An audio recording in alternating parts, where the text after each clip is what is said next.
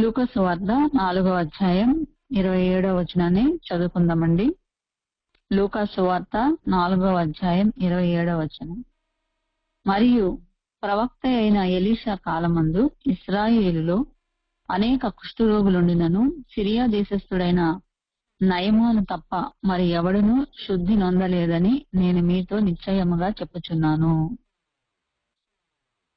ఇక్కడ మనం కొన్ని భాగాలను చూస్తే పైన కొన్ని వచనాలను కానీ అవి చూస్తా ఉన్నప్పుడు 24వ వచనాన్ని కూడా చూసుకుందాం. మరియు ఆయన ఏ ప్రవక్తయు స్వదేశమందు హితుడు కాడని మీతో నిశ్చయముగా చెప్పుచున్నాను. ఇక్కడ ఏ ప్రవక్తయు స్వదేశమందు హితుడు కాడు అనే సందర్భాన్ని బట్టి సారెపతు విధవరాలు గురించి గాని, అక్కడ ఏలియా గురించి గాని, ఇక్కడ ఎలీషా గురించి గాని అక్కడ చెప్పడం జరుగుతా వచ్చింది. అయితే మనకి ఈ నయమాను గురించి మనం తెలుసుకోవాలి అంటే మనం పాత నిబంధనలో ఉన్నటువంటి రెండవ రాజుల గ్రంథము 5వ అధ్యాయం,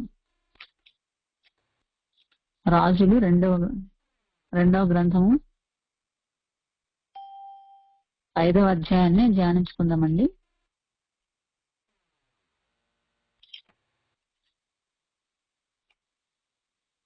మొదటి నుంచి కొన్ని వచనాలు చదువుకుందాము. సిరియా రాజు సైన్యాధిపతి అయిన నయమాను అను ఒకడుండెను. అతని చేత యెహోవాయే సిరియా దేశమునకు జయము కలుగజేసి ఉండెను. గనుక అతడు తన యజమానుని దృష్టికి ఘనుడై దయ పొందిన వాడాయను. అతడు మహాపరాక్రమశాలి అయి ఉండెను. కాని అతడు కుష్ఠరోగి. సిరియనులు గుంపులుగా బయలుదేరి ఇశ్రాయేలు దేశం మీదకి పోయి ఉండిరి. వారచ్చట నుండి ఒక చిన్నదాని చెరగును తేగా అది నయమాను భార్యకు పరిచారము చేయుచుండెను. ఇక్కడ మనం చూసుకున్నప్పుడు సిరియా రాజు సైన్యాధిపతి నయమాను. ఈ నయమాను ఎటువంటి వాడు అంటే పరాక్రమశాలి.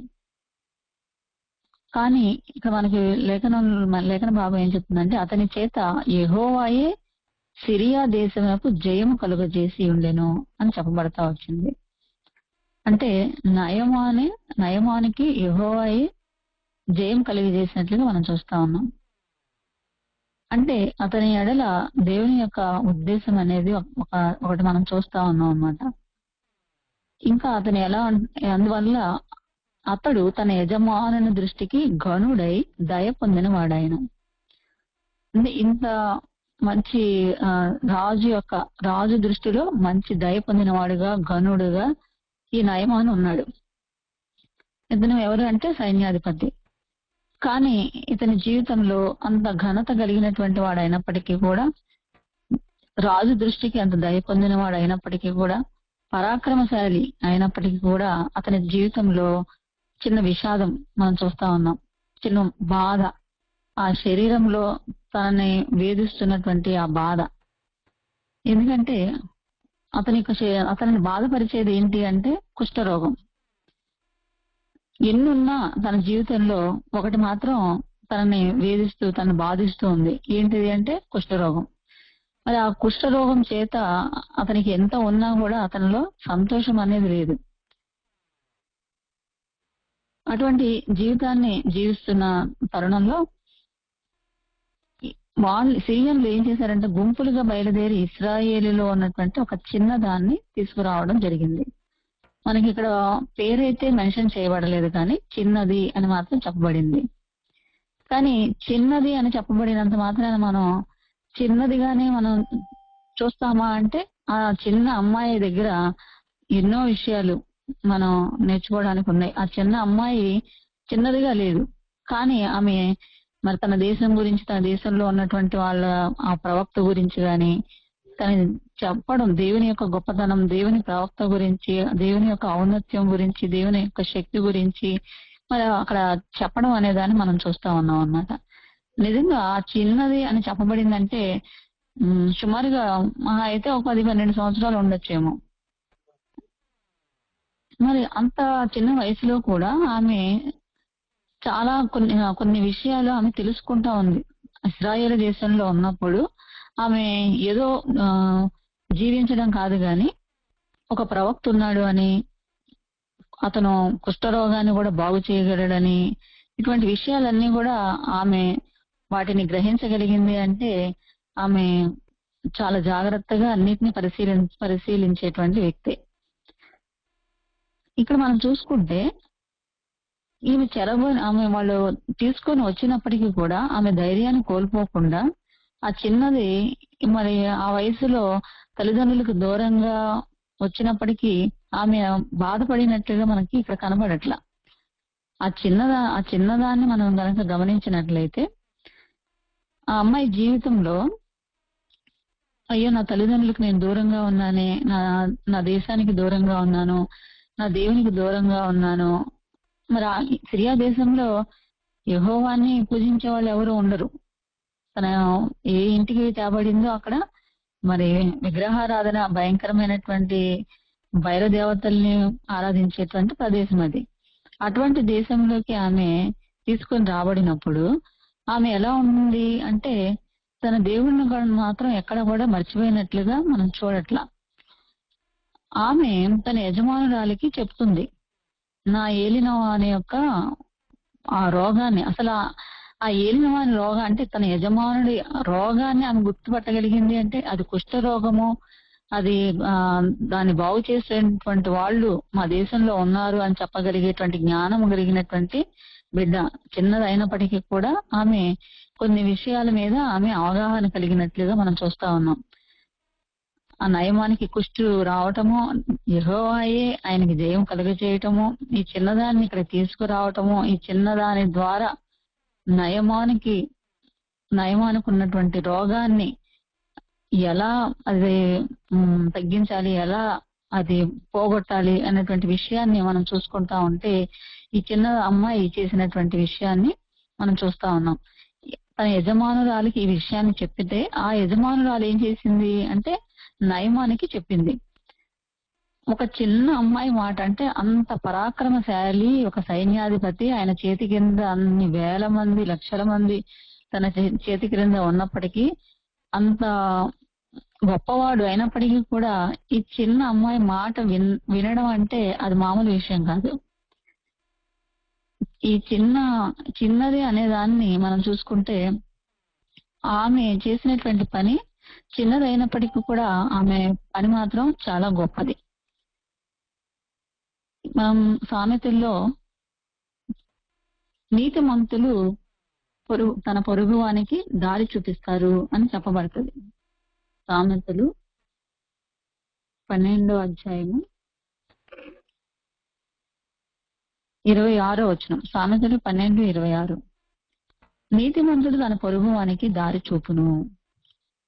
ఇక్కడ ఈ పాపను చూస్తే తన యజమానుడికి దారి చూపించేటువంటి స్థాయిలో ఉంది.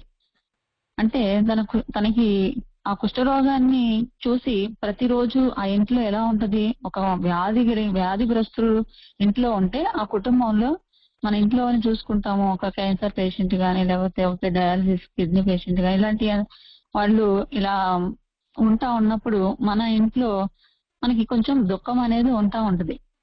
వాళ్ళని ఎందుకంటే ప్రతిరోజు వాళ్ళని చూస్తా, వాళ్ళ బాధను చూస్తా, ఇలా ఎంత సంపాదన ఉన్నప్పటికీ కూడా వాళ్ళ పెయిన్ ని, ఎందుకంటే మనలాగా వాళ్ళు ఆరోగ్యంగా లేరు అన్నటువంటి బాధ అనేది మనం చూస్తా ఉంటాం.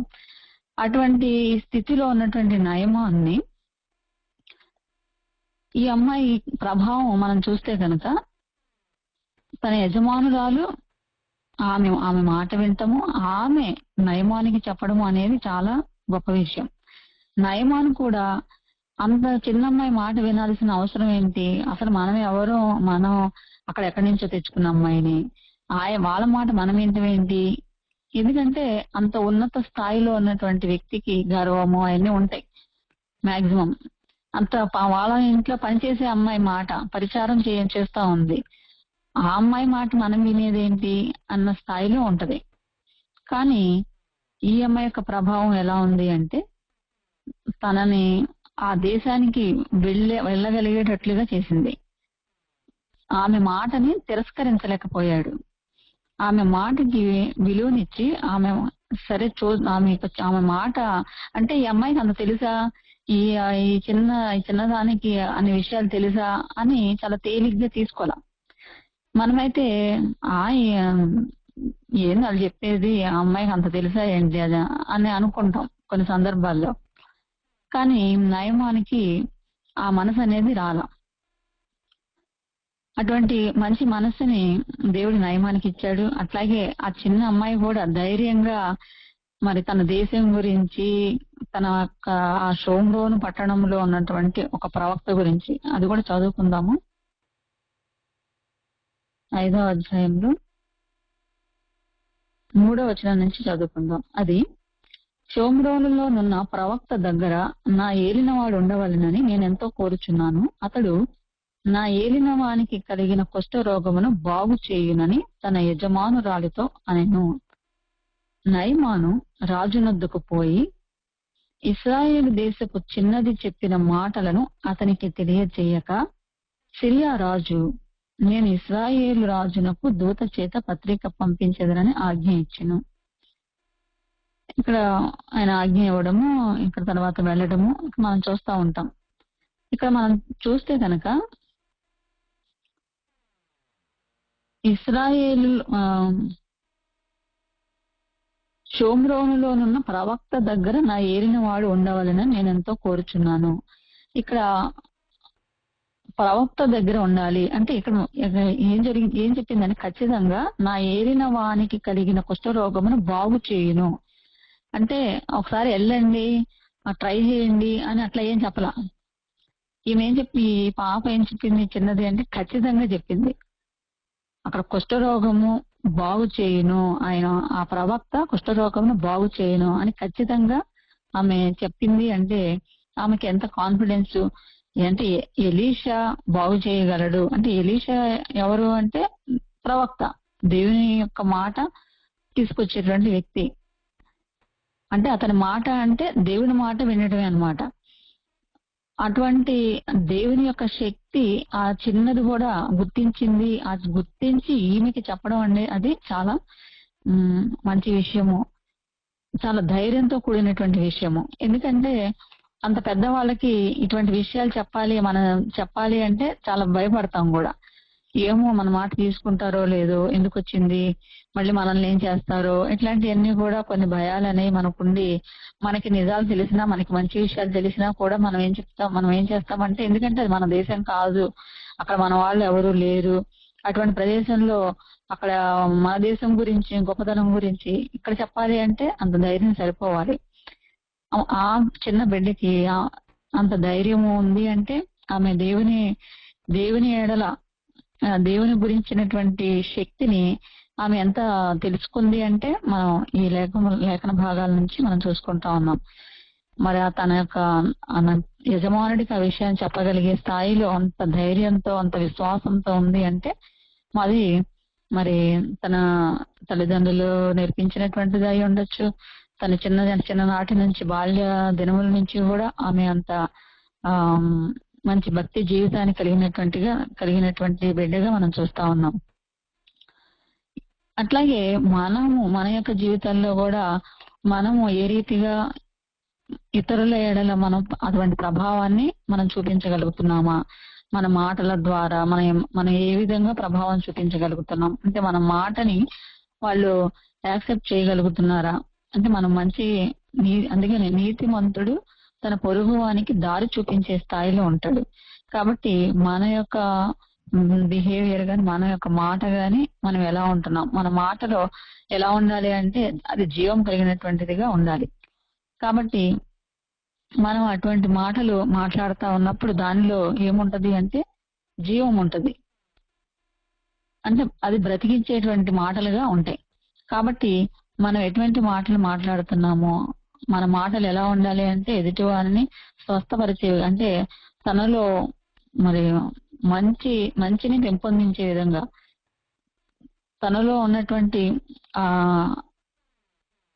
అటువంటి చెడుని అంటే ఎదుటి వానిలో ఉన్నటువంటి ఆ చెడుని, లేకపోతే తనలో ఉన్నటువంటి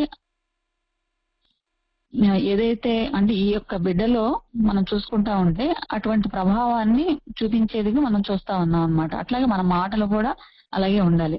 కాబట్టి ఇక్కడ మనం చూస్తా ఉంటే దాన్ని నయమాను దాన్ని స్వీకరించి ఏం చేశాడు, అలాగే ప్రవక్త దగ్గరికి వెళ్ళాడు. అయితే ఇక్కడ ఈ ప్రవక్త దగ్గర జరిగినటువంటి విషయాన్ని మనం చూసుకుంటా ఉంటే నయమాను యొక్క ఆలోచన ఏంటంటే ప్రవక్త దగ్గరికి వెళ్ళగానే ప్రవక్త ఏదైనా చేత్తో పట్టుకొని ఇక్కడ మనం డాక్టర్ లాగా చేత్తో పట్టుకొని రోగాన్ని స్వస్థపరుస్తాడేమో అని ఊహించి ఉండి ఉండొచ్చు. కానీ అక్కడ ఎలీషా దగ్గరికి వెళ్ళినప్పుడు ఎలీషా ఏం చేస్తాడు అంటే ఎలీషా ఒక దూతను మాత్రం పంపించి ఆ దూత ద్వారా వర్తమానం పంపిస్తాడు. ఏమని, అక్కడ యోర్దాను నది ఉంది, ఆ నదిలో 7 మార్లు మునుగు అని చెప్పడం జరిగింది. అంటే ఇంత పరివారంతో, ఇంత సైన్యాన్ని వేసుకొని ఇంత పరివారంతో మంది మార్బలంతో వెళ్ళినప్పుడు ఆయనకి ఎలా అనిపించింది అంటే ఒక దూత ద్వారా, పైగా తను కూడా డైరెక్ట్ గా రాలేదు, రాకుండా ఒక దూత ద్వారా ఒక సమాచారాన్ని చెప్పడం అనేది ఆయనకి చాలా అవమానకరంగా భావించాడు. అంటే ఇక్కడ చిన్న అమ్మాయి చెప్పింది తీసుకోగలిగాడు, కానీ అక్కడ తన యొక్క ఉద్దేశం, తన యొక్క ఊహించింది ఏంటి అంటే తన దగ్గరకు వస్తాడు ప్రవక్త అనుకున్నాడు. కానీ అక్కడ ఏమైంది అంటే తన దగ్గరకు రాకుండా ఒక దూతను మాత్రం పంపించేటప్పటికి ఇంత స్థాయిలో ఉన్నటువంటి నా దగ్గరికి ఒక ప్రవక్త రాలేదు అనేటప్పటికి ఆయనకి ఏమొచ్చిందంట, కోపం వచ్చింది. అక్కడ మనం ఆ వచనాన్ని చూసుకుంటే 11వ వచనం, అందుకు నయమాను కోపము తెచ్చుకొని తిరిగిపోయి ఇట్లనెను, అతడు నా యొద్దకు వచ్చి నిలిచి తన దేవుడైన యెహోవా నామమును బట్టి తన చెయ్యి రోగముగా ఉన్న స్థలము మీద ఆడించి కుష్ఠరోగమును మాన్పునని నేను అనుకుంటుని. ఇట్లా అనుకున్నాడు. ఇట్లా అనుకుంటే ఇక్కడ ఏం జరిగింది, అందుకనే అంటాడు అనమాట 12వ వచనంలో, దమస్కు నదులైన అబానాయును ఫర్పరును ఇశ్రాయేలు దేశంలోని నదులన్నిటికంటే శ్రేష్టమైనవి కావా, వాటిలో స్నానం చేసి శుద్ధి నొందలేనా అని అనుకుని రౌద్రుడై తిరిగి వెళ్ళిపోయాను. ఇక మనం చూస్తే తనకి ఆ కోపము, తనకున్న అంటే కోపం ఎందుకు వచ్చింది అంటే తనలో గర్వం అనేది ఉంది. చిన్నదాని మాట ఇక్కడ విన్నాడు, గాని ఈ దేశంలోకి వచ్చిన తర్వాత మాత్రం ఆ ప్రవక్త చేసినటువంటి పనికి ఈయనకి చాలా కోపం వచ్చింది. రౌద్రుడై అంటే ఎంత కోపం అనేది ఆయనకు వచ్చిందంటే అంత కోపం వచ్చింది. ఒక దేశానికి వస్తే కేవలం ఒక దూతను పంపించేసి వెళ్ళి అక్కడ స్నానం చేయంటాడా, పైగా ఇక్కడ వెళ్ళి నదిలో మునుగమంటున్నాడు. అంటే నదిలో మునగడానికి మా దేశంలో నదులు లేవా, ఇక్కడికి వచ్చి మునగాల ఏంటి? అక్కడ నదులు ఇంకా శ్రేష్టమైనవి, ఇక్కడ కంటే కూడా అక్కడ శ్రేష్టమైనవి. ఇక్కడ ఇంకా ఏం చెప్తున్నాడంటే తన దేవుడైన యెహోవా నామమును బట్టి తన చెయ్యి రోగముగా ఉన్న స్థలం మీద, ఇక్కడ తన దేవుడైన యెహోవా అని సంబోధిస్తున్నాడు అనమాట అని చెప్పడం జరిగింది. ఇక్కడ మనం చూసుకుంటా ఉంటే ఇంతకీ ఈ నదుల్లో మునగడం, యోర్దాను నదిలో మునగడం అనేది మనం అనేది గమనిస్తే గనక తను కేవలము ఒక నదిలో మునగడం అనే దాన్ని తను తీసుకుంటున్నాడా, నదిలో మునిగితే స్వస్థత వచ్చేస్తుందా?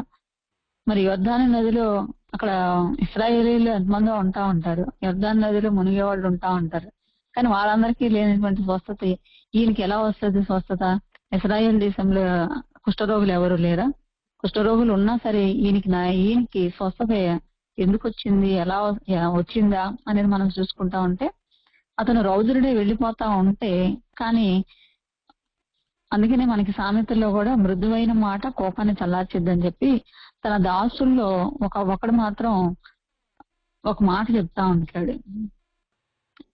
13వ వచనం, అయితే అతని దాసులలో ఒకడు వచ్చి, నాయన ఆ ప్రవక్త ఏదైనా ఒక గొప్ప కార్యము చేయమని నియమించిన ఎడల నీవు చేయకుందువా?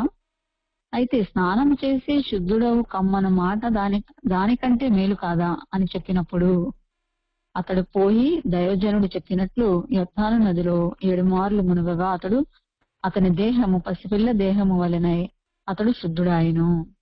ఇక్కడ మనం చూసుకున్నప్పుడు ప్రవక్త చేసిన దానికి చాలా రౌద్రుడయ్యాడు, కానీ అంత రౌద్రుడై తిరిగి వెళుచున్నప్పుడు మరి అటువంటి సమయంలో ఆ దాసుడు చెప్పాలన్నా కూడా ఆ దాసునికి కూడా భయమే. ఎందుకంటే కోపంలో ఉన్నప్పుడు ఆ వ్యక్తికి ఒక మాట ఎవరన్నా చెప్పాలి అంటే, ఎందుకంటే దాసులు వాళ్ళు తన ఈక్వల్ పొజిషన్ లో ఉన్నోళ్ళు చెప్పేది వేరు. కానీ తన కింద ఉన్నటువంటి వాళ్ళు అమ్మో చెప్తే నన్నేం చేస్తాడా బాబు, ఆ, నువ్వు చెప్పేదేంటా, నాకు చెప్పేదేంటి అని ఇతన్ని ఏమన్నా అనొచ్చేమో ఏమన్నా చేయొచ్చేమో అని భయపడతారు. కానీ అతను మరి మృదువుగా నాయన అని సంబోధిస్తూ ఇంకా ఏదైనా గొప్ప కార్యం చేయమంటే చేస్తావు కదా, ఆయన చెప్పింది ఏంటి, కేవలము యొర్దాను నదిలో 7 మారులు మునగమన్నాడు, స్నానం చేసి శుద్ధుడో కమ్ము అని మాత్రమే కదా చెప్పింది. చేసి చూద్దాం ఏముంది, ఏం పోయింది, ఇక్కడ దాకా వచ్చాం కదా అని తను చెప్పుండొచ్చు. ఇక్కడ దాకా వచ్చినప్పుడు ఒక చిన్న మాటే కదా, మాట ప్రకారం చేద్దాము, ఇంకేదో మనల్ని అడగలేదు, మనల్ని చేయమనలేదు కదా, సరే చూద్దాం అని చెప్పినప్పుడు ఆ దాసుని మాట వినడం అనేది జరిగింది. అంటే నయమాన్ ఇక్కడ ఆ దాసుని మాట విని ఏం చేశాడు, లోబడ్డాడు. ఒకవేళ ఆ ప్రవక్త మాటకి అతనికి స్థాయికి అతను రాలేదు అని గర్వంతో ఉన్నప్పటికీ కూడా మరలా తనలో ఏమొచ్చింది అంటే మార్పు అనేది, తన ఆ మాటని, ఆ దాసుని మాట అతనిలో అది అతను ఆగి మళ్ళీ స్నానం చేద్దాము అన్నటువంటి మనస్సుని తెచ్చుకున్నాడు. అయితే అతను చేశాడు ఆ పని అంటే యొర్దాను నదిలో 7 మారులు మునుగగా, 7 మారులు బహుశా ఒకటోసారి, రెండోసారి, మూడోసారి అట్లా మునుగుతా చూసుకుంటా ఉండొచ్చేమో. అంటే క్రమక్రమంగా మార్పు వస్తుంది అనుకుని ఉండొచ్చేమో. కొంచెం కొంచెంగా ఒకసారి మునిగితే కొంచెం, ఒకసారి మునిగితే కొంచెం అట్లా అనుకుంటా ఉండొచ్చేమో. కానీ 7 మారులు, బహుశా 6 మారులు మునిగినా ఏం జరిగి ఉండకపోవచ్చు. కానీ 7 మారులు మునుగగా ఏం జరిగిందంట, తన దేహము పసిపిల్ల దేహం వలె అయింది. అంటే ఒకసారి మునిగితే అవ్వచ్చుగా, 2 సార్లు, ఒకసారి మునిగితే అయిపోవచ్చు, 2 సార్లు మునిగినా అయిపోవచ్చు. కానీ 7 మార్లు మునిగితే అప్పటి వరకు ఎందుకు అంటే అది కూడా అతనిలో ఉన్నటువంటి ఆ పరీక్ష. ఒక్కసారికి 2 సార్లకి కాదు, తనలో ఉన్న ఆ 7 మారులు అంటే తన ప్రవక్త మాటకి తను లోబడుతున్నాడా లేదా. అంటే ప్రవక్త మాట ఎవరిది అంటే దేవుని మాట. దేవుని మాటకి లోబడడం అనేది అది ఎంతో శ్రేష్టకరం అన్నమాట. ఆ మాటకి ఎప్పుడైతే లోబడతారో వాళ్ళకి మాత్రమే ఆ స్వస్థత అనేది, ఆ యొక్క ఆరోగ్యం అనేది గాని, మరి జీవితంలో ఒక గొప్ప మార్పు అనేది మనం చూస్తా ఉంటాం. అంటే అది ఒక్కసారా, 2 సార్లు, ఒక్కసారి అయినా జరిగిద్ది. కానీ ఒక్కసారి అనే దానికి కాకుండా 7 సార్లు పెట్టారు అంటే చివరి అతనిలో ఉన్నటువంటి సహనాన్ని పరీక్షిస్తే కనుక 7 సార్లు వరకు కూడా ఆయన మునగడం జరిగింది. చివరికి నిజంగా అలా మునిగినందుకు ఏమైనా కార్యం జరిగిందా అంటే కార్యం జరిగింది. మనకి ఈ విషయాన్ని మనందరికీ ఇతని గురించినటువంటి విషయాలు తెలిసినటువంటి. అయితే తన జీవితంలో అప్పటి వరకు ఏం చెప్పాడు అంటే ఎలీషా తన దేవుడు అని చెప్పినటువంటి వ్యక్తి ఇప్పుడు మనకు తర్వాత వచనాల్లో మనం చూసుకుంటే ఏం చెప్తాడంటే 16వ వచనంలో 15-16 అప్పుడు అతడు తన పరివారంతో కూడా దైవజనుని దగ్గరకు తిరిగి వచ్చి అతని ముందర నిలిచి, చిత్తగించుము, ఇశ్రాయేలులోనున్న దేవుడు తప్ప లోకమంతటి యందును మరి ఒక దేవుడు లేడని నేను ఎరుగుదును. ఇప్పుడు నీవు నీ దాసుడనైన నా యొద్ద బహుమానం తీసుకునవలసినదని అతనితో చెప్పగా, ఎలీషా ఎవని సన్నిధిని నేను నిలబడి ఉన్నానో ఇశ్రాయేలు దేవుడైన యెహోవా జీవంతోడు నేనేమీ తీసుకుందని చెప్పాను. ఇక్కడ చూసుకుంటే ఇప్పుడు ఏమన్నాడు అంటే లోకంలో ఇశ్రాయేలులోనున్న దేవుడు తప్ప లోకమంతటి యందును మరి ఒక దేవుడు లేడు అని నేను ఎరుగుదును. అంటే ఇప్పుడు ఆయన ఏం తెలుసుకున్నాడు, ఇశ్రాయేలు దేవుడే దేవుడు. అదే అంతకుముందు అయితే తన దేవుడు అని చెప్పాడు. ఇప్పుడు నా దేవుడు అని చెప్పగలుగుతున్నాడు. అంటే ఇశ్రాయేలు దేవుడే దేవుడు. ఇంక ఎవరో మరి ఆ దేశంలో అంతకుముందు సిరియా దేశంలో ఉన్నారు అనేక మంది దేవతలు, ఆ నదులు గాని అవన్నీ కూడా ఆ దేవతలకు సంబంధించినయే. ఆ అబానాయిన, ఫర్పను నదులు అంటే అవన్నీ కొన్ని దేవతలకు సంబంధించినటువంటి. అటువంటి దేవత విగ్రహారాధన, దేవతలకు పూజించేటువంటి వ్యక్తి ఇప్పుడు ఏం చెప్తున్నాడు, ఎలా చెప్పగలిగాడు ఆ మాట అంటే తన యొక్క జీవితంలో, తన యొక్క శరీరంలో ఉన్నటువంటి ఆ మార్పును అనేది తను గమనించాడు. తన దేహంలో జరిగినటువంటి ఆ యొక్క మార్పు అది ఎలా ఉందంటే పసిపిల్లల దేహం వలె అయిపోయిందంట. అంటే ఎంత స్మూత్‌నెస్ అనేది వాళ్ళ యొక్క శరీరం ఎంత మృదువుగా ఉంటదో పసిపిల్లల యొక్క శరీరము, ఈతని శరీరం గూడా అంత మృదువుగా అయిపోయింది. అంటే తను ఎలా చూసాడు? దేవుని యొక్క శక్తిని తను గమనించాడు. అదే తన యొక్క దేశంలో సిరియా దేశంలో తను ఎంతో ప్రయత్నం చేసుంటాడు ఆ రోగానికి. ఎన్నో ఖర్చు పెట్టుంటాడు. చివరికి అది తా ఎక్కడ ఇంక లేక తను అలా వదిలేసి ఉంటాడు. అటువంటి పరిస్థితిలో ఈ చిన్నదాని ద్వారా అతనికి సమాచారం అనేది ఇవ్వబడటము, అతను బయలుదేరి తన పరివారంతో అక్కడికి రావటము, అక్కడ ఎలీషా ద్వారా ఈ కార్యాలు జరగడము, అంటే దేవుడు నయమాను విషయంలో ఒక ప్రణాళికను కలిగిన వాడిగా మనం చూస్తా ఉన్నాం. అతని యొక్క విధేయతను బట్టి అతని మధ్యలో కొంత గర్వం అనేది వచ్చి వెనక్కి తిరిగి వెళ్లిపోయినప్పటికీ కూడా మరలా తన దాసుని ద్వారా చెప్పబడినటువంటి ఆ మాటల ద్వారా తనకి లోబడేటువంటి మంచి మనస్సును తను కలిగిన వాడై తిరిగి తన దేహానికి ఏం తెచ్చుకున్నాడు? స్వస్థత తెచ్చుకున్నాడు. అంటే వినయం అనేది, అలాగే లోబడడం అనేది, దేవుని మాటకు లోబడడం అనేది ఎప్పుడైతే మన జీవితంలో జరుగుతూ ఉంటుందో అప్పుడు దేవుడి కార్యాన్ని అనేది మనం చూస్తూ ఉంటాం. దేవుడి కార్యము ఎప్పుడు చేస్తాడు, ఎలా చేస్తాడు అంటే కేవలము యోర్దాను నదిలో మునగడం ద్వారా జరుగుతుందా, లేదా ఆ ప్రవక్త మాట ప్రకారం ఆ మాటను వినడం, లోబడడం అనేది ఇంపార్టెన్సా? కాబట్టి మనం చూసుకుంటే ఆయన ఒక ఆజ్ఞని మనం ఆజ్ఞానుసారంగా నడవటము, అట్లాగే ఆజ్ఞకు లోబడి నడవడం అనేది దేవుడు మన నుంచి కోరుకునేది. ఇక్కడ మనం చూసుకుంటే నయమాను విషయంలో జరిగినటువంటిది అదే. అదే తను గర్వంతో కనుక వెళ్ళిపోయి ఉంటే తన జీవితంలో ఎప్పటికీ కూడా ఆ రోగం నుంచి తను బయటపడేటువంటి పరిస్థితి కాదు. అతని గురించి మరలా మనం కొత్త నిబంధనలో అతని మాటను కూడా మనం యేసుప్రభువు వారు తీసుకొచ్చేవారే కాదు. అంటే అతని గురించి మనం ధ్యానించగలుగుతున్నాము అంటే తన యొక్క జీవితంలో ఎంత మార్పు అనేది మనం చూస్తా ఉన్నాం.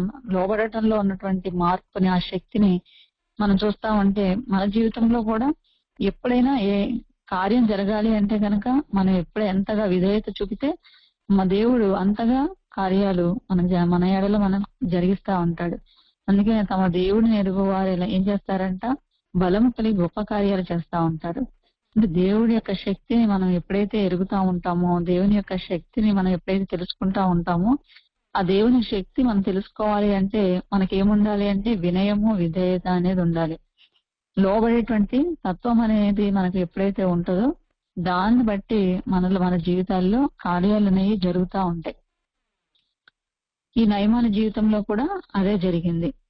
అందుకని ఇశ్రాయేలీలో అనేక మంది కుష్ఠరోగులు ఉన్నా మరి ఎందుకు నయమానికే జరిగింది అంటే ఎవరైతే లోబడతా ఉంటారో వారు ఏ దేశంలో ఉన్నప్పటికీ కూడా, స్వయంగా ఇశ్రాయేల్ దేశంలో ప్రవక్త అక్కడే ఉన్నప్పటికీ కూడా ఏం జరుగుతుంది? ఎవరైతే లోబడతారో వారి జీవితంలో మాత్రమే జరుగుతూ ఉంటాయి. అందుకని మనకి పేతురులో అక్కడ రాయబడతా ఉంటది. ఎలా ఉండాలి అంటే తన యొక్క బలిష్టమైన చేతి క్రింద మన దీన మనస్కులే ఉండాలి. అప్పుడు తగిన కాలమందు ఆయన మనల్ని ఏం చేస్తాడంటే హెచ్చిస్తా ఉంటాడనమాట. కాబట్టి మనం ఎప్పటికప్పుడు దీనత్వం కలిగి, విధేయత కలిగి ఆయన మాటకు మనం లోబడుతూ వెళ్తా ఉంటాము. అప్పుడు దేవుడు తగిన సమయంలో, అందుకనే యోసేపు విషయంలో కూడా తగిన సమయంలో ఆయన్ని హెచ్చించినట్లుగా మనం చూస్తా ఉన్నాం. తను లోబడుకుంటూ తన యజమానునికి లోబడుతూ తను వర్క్ చేస్తా ఉన్నప్పుడు ఎలా ఉన్నారు అంటే, ఎలా ఒక స్టేజ్ వచ్చిన తర్వాత ఒక ఉన్నతమైనటువంటి స్థానానికి రావడం అనేది మనం చూస్తా ఉన్నాం. 1 పేతురు 5వ అధ్యాయం 6వ వచనం చూద్దాం. దేవుడు తగిన సమయమందు మిమ్మల్ని హెచ్చించినట్లు ఆయన బలిష్టమైన చేతి క్రింద దీన మనస్కులై ఉండుడి. 1 పేతురు 5:6. ఇక్కడ మనం ఎప్పుడైతే అటువంటి దీన మనస్కులు మనం కలిగి ఉంటామో, దీనత్వం అనేది కలిగి ఉంటామో అప్పుడు మాత్రమే దేవుడు మనల్ని హెచ్చించేవాడిగా మనం చూస్తా ఉంటాం. కాబట్టి మనం నయమాను యొక్క జీవితం ద్వారా మనం ఏమి నేర్చుకోవాలి అంటే తను చిన్నదైనప్పటికీ కూడా లోబడగలిగి చిన్నదాని మాట వినకూడదు అనేటువంటి తత్వం అనేది తనలో లేదు. చిన్నదాని మాట వినడం అనేది మనం చూస్తా ఉన్నాం. అట్లాగే దాసుని మాట కూడా విన్నాడు. లేకపోతే చిన్నదాని మాట విని ఇశ్రాయేల్ దేశానికి షోమ్రోన్ పట్టణానికి వచ్చాడు. కానీ మాట విని వచ్చాడు, కానీ తను ఎలీషా యొక్క ఆ యొక్క విధానాన్ని చూస్తే మాత్రం తిరిగి వెళ్ళిపోయే పరిస్థితి. కానీ వెళ్ళిపోయే పరిస్థితి ఉన్నప్పటికీ కూడా తన జీవితంలో మళ్ళీ తన దాసుని ద్వారానే మళ్ళీ దేవుడు హెచ్చరించినప్పుడు తన దాసుని ద్వారా చెప్పబడిన ఆ మాటని తను ఏం చేసుకున్నాడు అంటే మరలా తను స్వీకరించుకోగలిగాడు, తనకి లోబడగలిగాడు.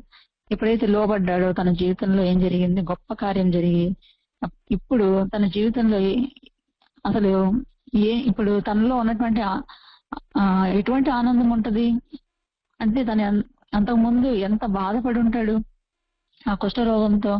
తన జీవితంలో సంతోషం లేనటువంటి దినాలు ఇప్పటి వరకు కూడా తన జీవితంలో సంతోషంతో కూడినటువంటి దినాలు అనేవి తనలో లేవు. తనని ఎప్పుడు కూడా ఈ బాధ, ఈ వ్యాధితో తను బాధించబడుతూ ఉన్నాడు. ఈ వ్యాధి అనేది తనలో మరి ఎంత శక్తి ఉన్నప్పటికీ, ఎంత పరాక్రమశాలి అయినప్పటికీ కూడా ఈ వ్యాధి మాత్రం తను బాగు చేసుకునేటువంటి స్థాయిలో లేడు. అంత స్థాయిలో లేనటువంటి అతనికి ఇప్పుడు ఏం జరిగింది అంటే తనలో మరి అటువంటి గొప్ప ఆనందాన్ని, గొప్ప సంతోషాన్ని తను చూడగలుగుతున్నాడు. తనలో అటువంటి ఆనందాన్ని ఈ దేవుడే దేవుడు అని చెప్పగలిగే స్థాయిలో ఉన్నాడు అంటే తను ఎంత బాధ నుంచి విడుదల కలిగి ఆ స్థానంలో ఆ మాటను చెప్పగలుగుతున్నాడు. ఎందుకంటే తన దేశానికి వెళ్తే మరి ఇటువంటి మాట మళ్ళీ చెప్పగలడా? అందుకనే ఒకవేళ నా యజమానుడు గనక ఒకవేళ ఇటువంటి పనులు మళ్ళీ ఆ దేవతని పూజించమని గాని అటువంటి పనులు చేయమంటే గనక మరి నన్ను నా గురించి ప్రార్థన చెయ్యి అని ఎలీషాకు చెప్తా ఉంటాడు చివర్లో 18వ వచనంలో. నా యజమానుడు మొక్కుటకు రిమ్మోను గుడిలో చొచ్చి నా చేతి మీద ఆనుకున్నప్పుడు నేను రిమ్మోను గుడిలో నమస్కారం చేసిన రిమ్మోను గుడిలో నేను నమస్కారం చేసిన సంగతిని గూర్చి యెహోవా నీ దాసుడనైన నన్ను క్షమించుగాక అని నయమాను చెప్పగా ఎలీషా నెమ్మది కలిగి పొమ్మని అతనికి సెలవిచ్చాను. అక్కడ ఎలీషా ఇద్దరు వెళ్లి కొంత దూరం సాగిపోయాను. ఇక్కడ మనం చూసుకుంటా ఉంటే తన యొక్క జీవితంలో అంటే తిరిగి తన దేశానికి వెళ్ళినప్పుడు ఇతనిలో ఉన్నటువంటి ఆనందము ఇతనైతే పొందగలిగాడు, కానీ అది తన రాజుకి ఆ విషయాన్ని ధైర్యంగా ఈ దేవుడే ఆ దేవుడే అని అక్కడ చెప్పగలడా? కానీ వీళ్ళందరూ చూశారు, తనకున్నటువంటి పరివారం గాని తనకున్నటువంటి వాళ్ళు గాని వాళ్ళందరూ చూశారు. ఇది మరి తన రాజు కూడా చూస్తాడు. ఎందుకంటే కుష్ఠరోగంతో కుష్ఠరోగంతో ఆ దేశానికి వెళ్ళి తిరిగి తన దేశానికి ఎలా వచ్చాడు అంటే రోగం లేనటువంటి వాడిగా వచ్చాడంటే అతను కూడా చూస్తాడు. కానీ వాళ్ళు అలా చెప్పగలరా? లేదు ఈ దేవుడు గొప్పవాడు అని వాళ్ళు చెప్పగలరా? వాళ్ళు చెప్పరు. కానీ ఈయన మాత్రమే, ఎందుకంటే అనుభవించింది ఈయన అటువంటి రోగం నుంచి. ఎందుకంటే కుష్ఠరోగం అనేది ఎటువంటిది అంటే ఒక శాపంతో కూడినటువంటిది. అందుకని మనకి ఇశ్రాయేల్ దేశంలో కుష్ఠరోగులు ఎలా ఉంటారు? మన జన సంచారంతో పాటు వాళ్ళు ఉండరు. వాళ్ళు ఎలా ఉంటారు? పాళెం వెలుపల ఉంటారు. వాళ్ళు ఎవరికైతే కుష్ఠం కనిపించిందో వాళ్ళు ఎక్కడ పంపించేయాలి అంటే వాళ్ళ యొక్క ప్రాంతం నుంచి కొంచెం దూరంగా పెట్టాలి వాళ్ళని. వాళ్ళు శాపగ్రస్తుల్లాగా ఉంటారు. అటువంటి జీవితాన్ని గడపాల్సి వస్తుంది. అందుకనే మిరియాముకు కూడా మనం చూస్తే కనుక మోషే అహరోన్ల మీద గొణిగినప్పుడు గొణుగులు ఉన్నప్పుడు దేవుడు ఏం చేస్తాడు అంటే తనకు కూడా కుష్ఠం అనేది వస్తుంది. మళ్ళా వాళ్ళు ప్రార్థన చేసినప్పుడు మోషే అహరోన్లు వాళ్ళు ప్రార్థన చేసినప్పుడు ఏం జరిగింది? ఆ కుష్ఠ రోగం అనేది పోతుంది. అంటే ఆ కుష్ఠరోగం అనేది ఎటువంటిది అంటే ఒక భయంకరమైనటువంటిది, ఒక శాపగ్రస్తంతో కూడినటువంటిది, దేవుడు శపించినటువంటి రీతిలో ఉన్నటువంటి రోగం అది. అట్లా వాళ్ళు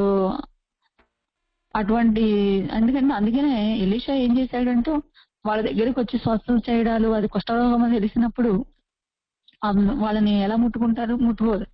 వాళ్ళని దూరంగానే ఉంచడం అనేది జరుగుతూ ఉంది. అయితే ఇతనికి ఆ విషయం తెలియదు కదా. ఇతను తను ఊహించినట్లుగా తన దగ్గరికి వస్తాడని ఎక్స్పెక్ట్ చేశాడు, కానీ జరగలేదు. ఇక్కడ మనం చూసుకుంటా ఉంటే అటువంటి భయంకరమైనటువంటి కుష్ఠు రోగం నుంచి తను విడుదల పొందగలిగాడు. అట్లాగే మనం కూడా మన యొక్క జీవితంలో కూడా అటువంటి బాధతో కూడినటువంటి రోగాలంటే అతనికి రోగం అయి ఉండొచ్చు. కానీ మన జీవితంలో అటువంటి దుఃఖంతో కూడినటువంటి పరిస్థితులు రోగమో, వ్యాధో మరొకటో మన జీవితాన్ని ఏదైతే బాధిస్తుందో దాని నుంచి మనం విడుదల పొందగలిగే స్థాయిలో మనం ఎలా ఉండాలి అంటే దేవుని యొక్క శక్తిని మనం ఎప్పుడైతే ఆశ్రయిస్తా ఉంటామో, దేవుని శక్తిని మీద మనం ఎప్పుడైతే ఆనుకుంటా ఉంటామో, ఆయన శక్తిని మనం ఆ విశ్వసిస్తామో, ఆయన శక్తి సామర్థ్యాలని ఎక్కడా కూడా మనం అపనమ్మకంతో లేకుండా మంచి దృఢ విశ్వాసంతో ఉంటాము. మనకు ఆ చిన్నది అనేది ఎలా చెప్పింది అంటే స్వస్థత కలిగిద్ది అని ధైర్యంగా చెప్పింది. మనం కూడా అంత ధైర్యంగా మన దేవుని ఆశ్రయించినప్పుడు మనం అటువంటి ఆ స్వస్థత లేకపోతే మన దేవుని ఆశ్రయించినప్పుడు దేవుని కార్యాలు మనకి అంత గొప్పగా ఉంటాయి అనేది ఎప్పుడైతే మనం విశ్వసిస్తామో మన ఎడల కూడా దేవుడు అంత గొప్పగా కార్యాలు జరిగించేవాడుగా ఉంటాడు. అది ఆ కాలమే కాదు, ఈ కాలమే కాదు, ఏ కాలమైనా సరే ఆయన అప్పుడు ఇప్పుడు ఎప్పుడు కూడా ఒకే రీతిగా పనిచేసేటువంటి దేవుడు. ఇప్పుడు ఎవరు లోబడితే వాళ్ళ ఎడల దేవుడు కార్యాలు జరిగించేటువంటి దేవుడే కానీ ఇది అప్పుడు ఆ కాలంలో జరిగించాడు కాబట్టి ఈ కాలంలో జరిగించడు అని మనం అంటానికి లేదు.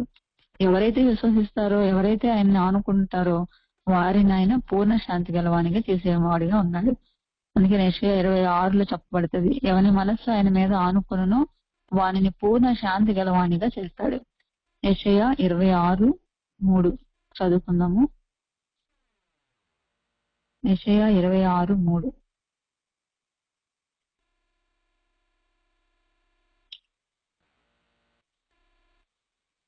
ఎవని మనస్సు నీ మీద ఆనుకునునో వానిని నీవు పూర్ణ శాంతి గలవానిగా కాపాడదువు.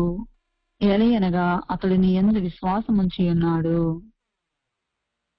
యెహోవాయే నిత్యాశ్రయ దుర్గము, యుగ యుగములు యెహోవాను నమ్ముకొనుడి. ఇక్కడ మనం చూసుకుంటే ఎవని మనస్సు నీ మీద ఆనుకునునో వానిని నీవు పూర్ణ శాంతి గలవానిగా కాపాడుతావు. ఎందుకు అంటే అతడు నీ యందు విశ్వాసం ఉంచి ఉన్నాడు. ఆయన యందు విశ్వాసం ఉంచిన వాళ్ళని ఆయన కాపాడకపోతే ఎవరు కాపాడతారు? అందుకనే ఆయన యందు విశ్వాసం ఉంచినటువంటి వాళ్ళ విషయంలో ఆయన శ్రద్ధ కలిగిన వాడుగా, లక్ష్యం ఉంచేటువంటి వాడుగా ఉంటాడు. కాబట్టి ఆయన్ని విసర్జించే వాళ్ళని విషయంలో అలాగే విసర్జిస్తాడు. అలాగే ఆయన ఎవరైతే ఆనుకుంటారో, ఆయన ఎవరైతే ఆశ్రయిస్తారో, ఆయన ఎవరైతే విశ్వసిస్తారో వారి విషయంలో ఆయన ఎప్పుడూ కూడా మాట తప్పేటువంటి వాడు కాదు. ఆయన తప్పించుకునేటువంటి దేవుడు అంతకన్నా కాదు మనకి. అందుకనే ఆయన నయమానికి ఎప్పుడు వచ్చింది? 7 మార్లు, చివరి మూమెంట్ లో 7 మార్లు మునిగినప్పుడు పసిపిల్ల దేహంగా అయింది. అట్లా మరి విశ్వాసం అనే దాన్ని మనం చూసుకుంటా ఉంటే కనుక, విశ్వాసం అనేది దాన్ని గనక మనం చూస్తే కనుక నయమానికి ఉన్నటువంటి విశ్వాసాన్ని మనం కూడా ఎప్పుడైతే కలిగి ఉంటామో మన జీవితాల్లో కూడా గొప్ప కార్యాలు జరిగిస్తాడు దేవుడు. అట్లాగే ఆ చిన్నది కలిగి ఉన్నటువంటి విశ్వాసము, ధైర్యాన్ని మనము కూడా మనకున్నటువంటి సమాజంలో మనం ఎవరికైతే అటువంటి ప్రభావాన్ని మన యొక్క మాటల ద్వారా మనం ఎలా చెప్పగలుగుతున్నామా, మనము పొరుగువానికి దారి చూపించేటువంటి వాళ్ళంగా మనం ఉంటున్నామా, లేకపోతే మనం అంటే సమూయేలు టైంలో మనం చెప్పబోదు అంటే దేవుని ప్రభావం మందసం వెళ్ళిపోయినప్పుడు ప్రభావం పోయింది అనేదాన్ని మనం చూస్తా ఉన్నాం. అంటే ప్రభావం లేనటువంటి వాళ్ళంగా మనము మన యొక్క లైఫ్ స్టైల్, మన యొక్క జీవితం అలా ఉంటుందా, మన మాటలు అలాగా ఉంటున్నాయా అనేదాన్ని మనం ఎప్పటికప్పుడు పరిశీలించుకోవాలి. కాబట్టి మన యొక్క ప్రభావం ఎంతవరకు ఉంటుంది, మనం ఏ రీతిగా మనం ఇతరుల ఏడల, మన కుటుంబంలో ఏడల గాని, మన యొక్క సమాజంలో గాని మనం ఆ చిన్నదాని వల్ల మన యొక్క పనులు ఎలా ఉంటున్నాయి అనేది దాన్ని కూడా మనం పరిశీలించుకోవాలి. కాబట్టి దేవుడి మాటలు దీవించి మన యొక్క మేలుకరంగా ఉండులాగున మనం అనేక పాఠాలు నేర్చుకున్నట్లుగా దేవుడి సహాయం చేయనుగాక. ప్రార్థన చేసుకుందాం.